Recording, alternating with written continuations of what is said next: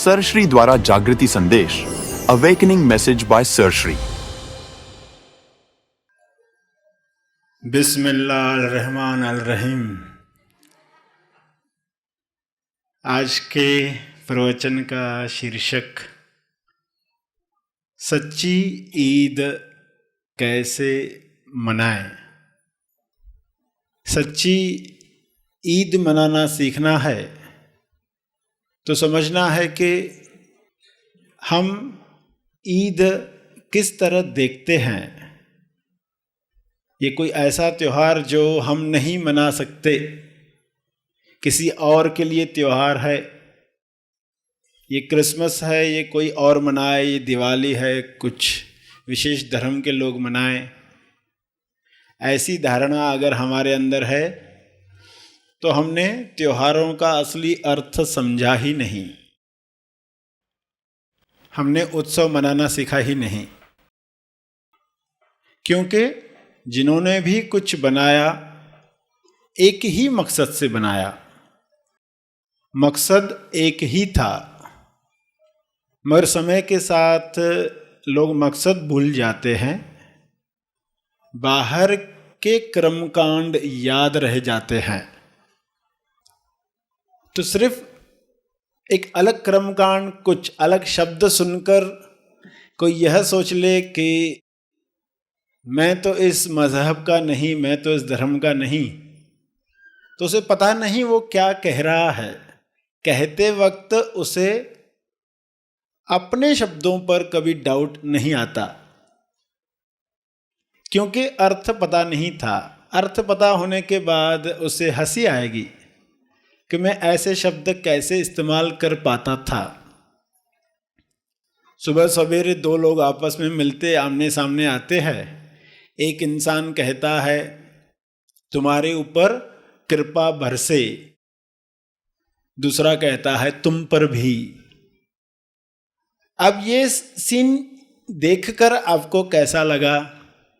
सुबह लोग मिले और एक दूसरे को ऐसे कहें तुम पर कृपा बरसे, और सामने वाला कहता है तुम पर भी कृपा बरसे, तुम पर भी शांति बरसे।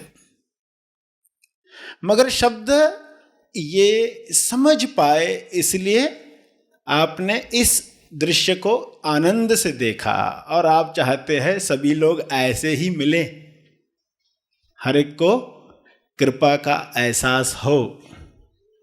मगर अगर उन्होंने अरबी भाषा में शब्द इस्तेमाल किए, अस्सलाम वालेकुम, वालेकुम सलाम, तो सब बदल गया।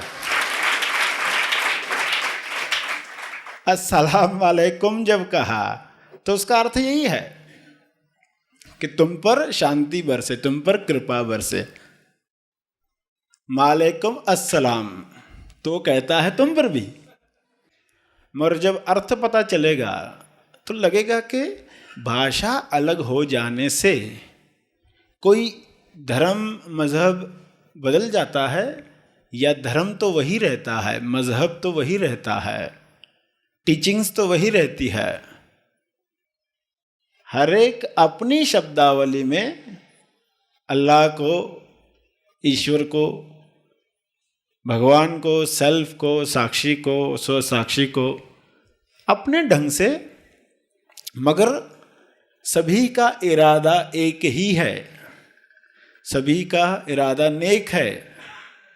यह पता न होने की वजह से लोग ये मान लेते हैं कि ये तो हम नहीं, हम किसी और धर्म के हैं, हम तो किसी और मज़हब के हैं, और फिर इस तरह ये झगड़े बढ़ते जाते हैं। कोई रुककर सोचता ही नहीं कि सामने वाला भी तो कहीं वही नहीं चाहता, कहीं झगड़ने के पीछे नासमझी तो नहीं है। दो लोग आपस में लड़ रहे हों, एक कहे मैं फ्राइडे को आऊँगा और दूसरा कहे मैं जुम्मे को आऊँगा। नहीं, तुम्हें फ्राइडे आना ही पड़ेगा। तो जिसको दोनों पता है वो क्या सोचेगा? कोई आपको कहे कि भारत और इंडिया का झगड़ा हो गया, हिंदुस्तान छुड़ा रहा है। तो जिसको नहीं पता वो सोचेगा 3 देश है, अलग अलग 3 देश है। मगर जिसको पता होगा वो कहेगा कि क्या बचपना लगा रखा है। ऐसा नहीं है, ये एक ही चीज है। जिसको साफ साफ दिखाई देगा, समझ में आएगा, उसे ये पता चलेगा, वो इन सब चीजों से ऊपर उठ जाएगा। तो सच्ची ईद मनाना सीखें जब बताया, तो समझना है कि ईद का अर्थ क्या है, क्यों मनाई जाती है। और जैसे बताया कि कोई भी धर्म मजहब हो, कोई भी त्योहार हो, अगर कुछ मनाना है, अगर कुछ उत्सव करना है, तो एक ही कारण से उत्सव करने योग्य है। एक ही चीज के लिए उत्सव वाजिब है। कौन सी बात है वह? उसी को ध्यान में रखते हुए उत्सव मनाए गए। उस चीज की सराहना करने के लिए उत्सव बनाए गए। उसी चीज को पाने के लिए वह उत्सव मनाया गया। उसी चीज को पा लेने के बाद आनंद व्यक्त करने के लिए उत्सव मनाया गया। यही कारण है। क्या है वह चीज? वह चीज है आजादी। आजाद जब हम होते हैं, अंदर की जिहाद जीतकर, अंदर की जिहाद जीतकर, अंदर की जिहाद जो है उसमें क्या होता है? उसमें इस मन की लालच, अहंकार, क्रोध को जीतना पड़ता है। इसलिए कठिन लगती है। बार बार मन लालच में, डर में उलझ जाता है, अहंकार में फंस जाता है। तो असलियत में एक ही चीज की सराहना होनी चाहिए, वह है आजादी। जब आजादी मिलती है, बाहर के त्योहार जो भी देखो इसी आजादी के लिए है। देश की आजादी हो, अंदर की आजादी हो, उन दिनों को सेलिब्रेट किया जाता है। चाहे वह आजादी नवरात्रा मनाने के बाद मिली हो, चाहे वह आजादी गणेश चतुर्थी के 10 दिन के बाद आकार अहंकार का विसर्जन करके मिली हो, चाहे उस आजादी के लिए कोई सौगंध लेता है अपनी बहन के लिए रक्षाबंधन के दिन, या अयोध्या में राम के आ जाने के बाद लोग जो रावण की मौत पर आज़ादी का जश्न मनाते हैं, या रमज़ान का पूरा महीना रोज़े रखकर कोई आज़ादी मनाता है, तो सभी ने एक ही चीज़ के लिए कार्य किया।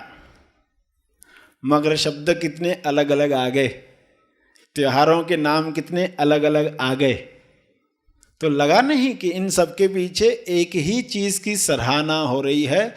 आत्म साक्षात्कार के लिए ही चीज़ें बनाई गई है। आज़ादी मिल रही है, मिल सकती है, इस वजह से लोग त्योहार मनाते हैं, उत्सव मनाते हैं, ईद मनाते हैं, दिवाली मनाते हैं, क्रिसमस मनाते हैं। राम का जन्म, रावण की मौत की शुरुआत, कृष्ण का जन्म, कंस के मौत की शुरुआत, जीसस का जन्म शुरुआत है प्रभु के राज्य में प्रवेश करने के लिए। रमज़ान का महीना शुरुआत है मनन से अमन की तरफ जाने के लिए। जो शुरुआत है उस आज़ादी की, जिसको ठीक ढंग से पालन करके लोग उस लक्ष्य को प्राप्त कर सकते हैं, वो त्योहार बन जाता है। और त्योहार इसलिए बनना आवश्यक है ताकि लोग सदियों तक उसका लाभ ले पाएं। वरना जिंदगी इतनी बिजी होते जा रही है, मसरूफ़ होते जा रही है कि लोगों के पास समय ही नहीं है रुककर सोचने का कि हम क्या कर रहे हैं, क्यों कर रहे हैं। तो अब समझ में आ गया है कि एक ही चीज़ के लिए ये सब किया जा रहा है, तो ईद के लिए क्या समझ है, क्या बातें ध्यान में रखी जाए?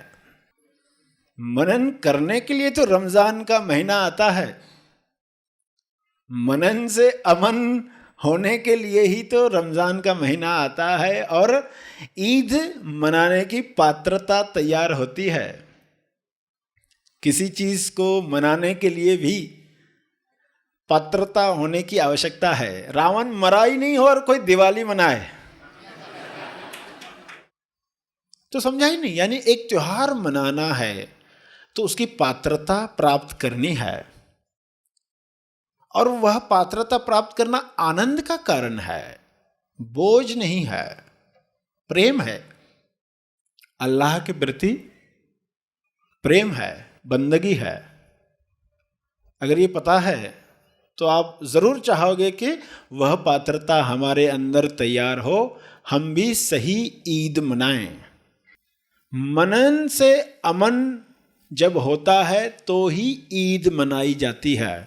मनन से अमन जब होता है तो ईद मनाई जाती है। अमन यानी शांति। पहले तो मन को मनन से अमन की तरफ ले जाना है, ये पहली ईद मनाने का कारण है। 2 ईदें मनाई जाती है, दूसरी उससे भी बड़ी ईद मनाई जाती है। फिर 2.5 महीने के बाद फिर ईद आती है, जिसमें ये पीरियड रखा गया है हज करने के लिए। ये पीरियड रखा गया है कि अब तुम मनन से अमन तक पहुंच गए, अब बोझ उत्सव हो। भोजन जो खाया जाए, बोझ उत्सव उसको कहा गया है, जिसको ईद अल फित्र कहा गया है। उसका अर्थ है उत्सव का जो बोझ है, बोझ उत्सव है। भोजन जो खाया जाएगा, भरपेट खाया जाएगा, आनंद की वजह से खाया जाएगा। क्योंकि महीना भर क्या हुआ, ईद रखी, यानी सुबह सूरज उदय होने से पहले खा लिया तो फिर पूरा दिन भर नहीं खाना। फिर पूरा दिन इंसान को अपने आप को रोकना है। रोजे का अर्थ क्या है? रोकना। रोजे का अर्थ ही है रोकना। उसको कौन सी चीज़ों से? अपने आप को रोकना है। रोज़ा किस किस चीज़ का होता है? एक रोज़ा होता है पेट का, एक होता है पाप का, और एक होता है पीएम का। रोजे रखने वाला रमज़ान के महीने में क्या करता है? ये 3 बातों को रोकता है, 3 चीज़ों पर काम करता। पेट का यानी कि पेट को रोकना है, कुछ देना नहीं है, दिन भर उसे कुछ भी देना नहीं है, तो वो पेट का रोज़ा हो गया। आसान है, कुछ लोगों को ये भी कठिन लगता है। सूर्य उदय से पहले उठकर खाते हैं और फिर सूरज ढलने के बाद फिर खा सकते हैं, मगर दिन भर में नहीं खा सकते। तो पेट का। दूसरा पाप का है, यानी कि फिर दिन भर में कोई पाप नहीं होगा। जो भी पंचशील बताए गए हैं, 10 कमांड्समेंट बताई गई है हर एक मज़हब में, धर्म में, कि झूठ उस पीरियड में नहीं कहना, कुछ किसी को मारना नहीं है, हत्या नहीं करनी है, किसी वासना में नहीं उलझना है, चोरी चकारी नहीं करनी है। जो नियम यम नियम बताए जाते हैं कि इन चीज़ों से दूर रहो, यानी पाप से दूर रहो। तो पेट का, पाप का। फिर आता है पीएम का, यानी कि विचारों के अंदर जो भी दुर्गुण आते हैं, जो भी पैटर्न्स और मान्यताएं आती है, उनको भी रोक दिया जाए। इन चीज़ों को एंटरटेन नहीं करना है, क्योंकि आंख दृश्य देखेगी, विचार शुरू हो जाएंगे, कान कुछ सुनेंगे, विचार शुरू हो जाएंगे। तो ये 1 महीना भर इन चीज़ों में उलझना ही नहीं है। ये सब बातें समझिए अगर, तो ये सभी को क्लियर हो गया होगा कि शब्द सिर्फ अलग थे। वाटर कहे, जल कहे, एक ही चीज़ को पीने की बात की जा रही है। वाटर कहने वाला मुसलमान नहीं है, ऐसे मत समझना। या तो कहे सभी मुसलमान है, सभी हिंदू है, सभी क्रिश्चियन है, सभी एक ही है। सभी साथ में बताई गई बातें कि एक ही पर्पस था, आत्म साक्षात्कार, जीवन में स्वयं का बोध, अल्लाह क्या है, यह दर्शन वाकई अगर हो जाए तो पर्पस सॉल्व हुआ और सभी के पीछे एक ही उद्देश्य था। अगर सारे लीडर्स मिलकर इस समझ को प्राप्त करें और एक ही दिन पर, भली डेट कोई अलग ही रखी जाए जिसमें ये सभी त्योहार एक साथ लोग आकर मनाएं, तो उस दिन सभी के विचार एक जैसे होंगे, सभी के विचार पॉजिटिव होंगे। विश्व के सारे लोग एक ही डेट फाइनल करके अगर इकट्ठा होकर ये मनाएं तो सभी के अंदर एक ही विचार, तो विश्व की चेतना कितनी ऊपर उठेगी, एक साथ उठेगी। वरना एक त्योहार मना रहा है तो दूसरे कुड़ रहे हैं, जल रहे हैं मन में, हर एक सोच रहा ये मेरा त्योहार नहीं, ये मेरा नहीं है। तो जब सब कुछ एक हो जाएगा तो कैसी संभावना खुल सकती है। आज जो ये बातें सब सुनकर खिदमत का मौका दिया उसके लिए आप सबका धन्यवाद। Happy thoughts. सर्वधर्म एक समान।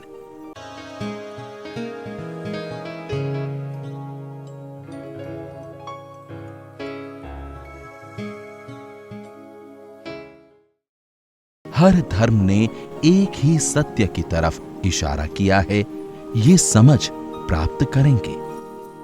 सरश्री ने विभिन्न धर्मों पर संतों की जीवनी और सिखावनियों पर समझ दी है।